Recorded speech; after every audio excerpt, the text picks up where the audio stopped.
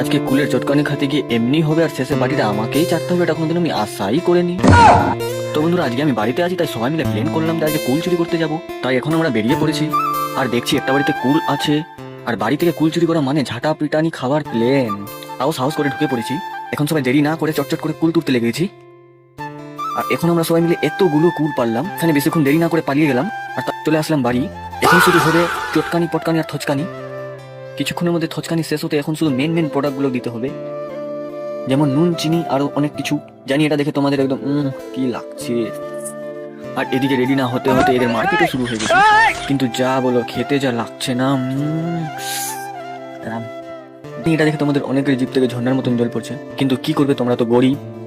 ও ভাই একটু শেষের মালটা আমাকেও দে। আর যাই হোক, শেষে বাটিটা তো পেয়েই গেছি। আর বাটিটা চাটতে কি লাগছে তোদের। এখন আমি বাটিটা চাটে খাই, আর তোমরা ভিডিওটাকে লাইক করে দাও। Bye bye.